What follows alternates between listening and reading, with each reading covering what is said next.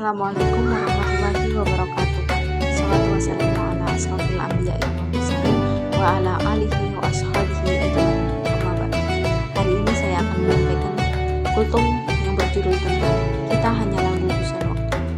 Saudaraku, perhatikanlah firman Allah Subhanahu wa taala, wahai orang-orang yang beriman, telah diwajibkan atas kalian berpuasa sebagaimana telah diwajibkan atas orang-orang sebelum kalian. Semoga kalian bertakwa, yaitu pada hari-hari tertentu. Quran Surah Al-Baqarah ayat 183-180. Kata-kata ayaman ma'dudat yang berarti hari-hari tertentu memiliki makna yang dalam. Hari-hari tertentu berarti juga telah ditetapkannya sejumlah hari, sekaligus pertanda bahwa hari-hari itu telah dibatasi, maka pada waktunya akan segera habis dan terlewati. Dan bila itu dipahami, kita akan mengerti makna besar di balik ungkapan ayaman ma'dudat, yakni kedekatan orang pada jatah hari yang diberikan kepadanya sampai hari terakhirnya. Saudaraku, kita wajib menunaikan ketaatan terkait dengan waktu. Ketaatan waktu itu adalah sholat, puasa, sholat malam, baca Al-Quran, dan yang lainnya. Ini karena waktu itu kita terbatas. Itulah yang diwasiatkan Rasulullah SAW kepada Ibnu Umar radhiyallahu anhu. Jadilah engkau di dunia seperti orang asing atau seorang yang senang berpergian. Ibnu Umar sendiri pernah mengatakan, jika datang waktu pagi, jangan kau tunggu waktu sore, dan jika datang waktu sore, jangan kau tunggu waktu pagi.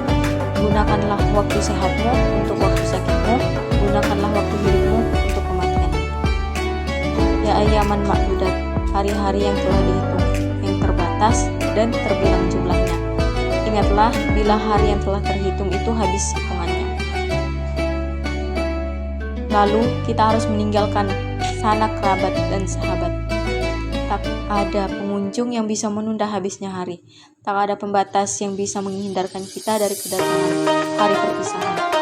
Abu Darda menaiki masjid Damaskus dan berkata, wahai penduduk Damaskus, tidakkah kalian mendengar nasihat dari saudara kalian bahwa orang-orang sebelum kalian telah mengumpulkan banyak harta, membangun banyak bangunan yang megah, berangan sangat jauh, tapi semua yang dikumpulkan itu sudah hilang dan tak berharga seperti debu. Bangunan mereka adalah kuburan dan angan-angan mereka itu adalah kuburan saja. Dia juga mengatakan, dia hal yang membuatku tertawa, tapi kemudian membuatku menangis. Pertama, orang yang memburu dunia sementara kematian mengejarnya. Kedua, orang yang tertawa terbahak-bahak tapi tidak tahu apakah Tuhannya ridho ataupun tidak kepada dirinya. Ketiga, orang yang lalai tapi dia tidak pernah luput dan dilalaikan dari ayaman ma'dudat, hari-hari yang terhitung, hari-hari yang terbatas, hari-hari yang dijadwalkan. Keberadaan kita di dunia ini adalah ayaman ma'dudat. Kehidupan kita di atas harta duniamu adalah ayaman ma'dudat. Bahkan keberadaan kita di bawah tanah, di liang kubur juga ayaman ma'dudat. Tapi jika memasuki surga, tak ada batasan waktu lagi. Begitupun jika kita berakhir di neraka. Semoga Allah melindungi kita dari kengerian dan siksanya. Tidak ada lagi hari-hari yang dibatasi, tidak ada lagi ayaman ma'dudat. Saudaraku, kelak tak ada kerugian yang paling dirasakan para penduduk surga kecuali waktu-waktu yang mereka lewati tanpa berzikir kepada Allah. Demikian sabda Rasulullah SAW. Maka kita harus benar-benar mengisi waktu, mengisi hari, mengisi menit dan detik. Waktu-waktu kita memang dibatasi. Rasulullah SAW bersabda, usia umatku antara 60 hingga 70 tahun, dan sedikit saja dari mereka yang melewati.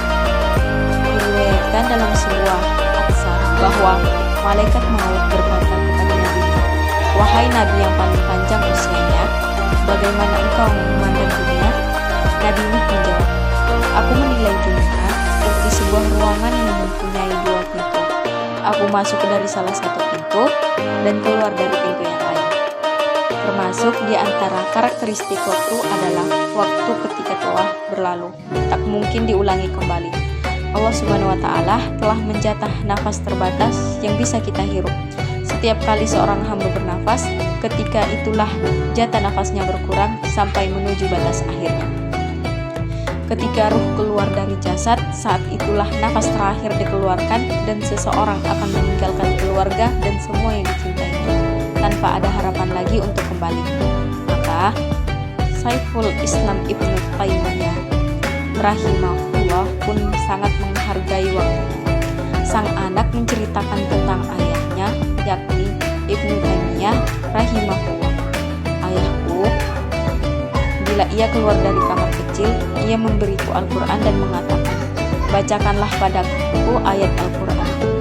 Disebutkan bahwa Sulaiman bin Hams usianya telah mendekati 90 tahun, dan ia mengatakan, aku tidak melakukan sholat wajib sendirian, kecuali hanya 2 kali saja, dan terhadap dua sholat itu, aku merasa belum melakukan sholat karena dilakukan dengan sendirian, tidak berjamaah. Yazid Rakasih menangis dan mengatakan kepada dirinya sendiri, ya Yazid, siapakah yang menangisimu setelah dirimu meninggal? Siapakah yang bisa memintakan ridha Tuhanmu atas dirimu? Adalah Imam An-Nawawi tidak pernah tidur berlentang selama 2 tahun saat ia menuntut ilmu. Ketika ditanya alasannya, bagaimana engkau tidur wahai Imam? Ia mengatakan, aku tidur bertelekan dengan buku-buku. Saudaraku, sujudlah, mendekatlah kepada Allah Subhanahu wa Ta'ala di bulan ini dengan bersujud di bulan ini. Manfaatkan waktu yang terus berjalan saat ini. Apa yang terbesit di pikiran kita jika mendengar proyek 3000 kali sujud dalam rentang waktu 1 bulan? Itu semua bisa kita lakukan dalam bulan ini, bulan Ramadan. Perhatikanlah, 3000 kali sujud sama dengan 1500 rakaat. Dan sama dengan 50 rakaat dalam 1 hari, 1 malam. Jumlah 50 rakaat 1 hari, 1 malam itu bisa diperoleh dengan 17 rakaat sholat wajib, 12 rakaat sholat sunnah rawatib, 8 rakaat tarawih, 3 rakaat witir, 2 rakaat duha, 10 rakaat sholat sunnah wudhu sebelum sholat, bahkan semuanya bisa lebih dari 50 rakaat. Saudaraku, mari berlomba, dan untuk itu hendaklah orang-orang yang berlomba itu saling berlomba. Quran Surah Al-Mutaffifin ayat 21. Sekian untuk yang dapat saya sampaikan, kurang berkenan mohon dimaafkan. Assalamualaikum warahmatullahi wabarakatuh.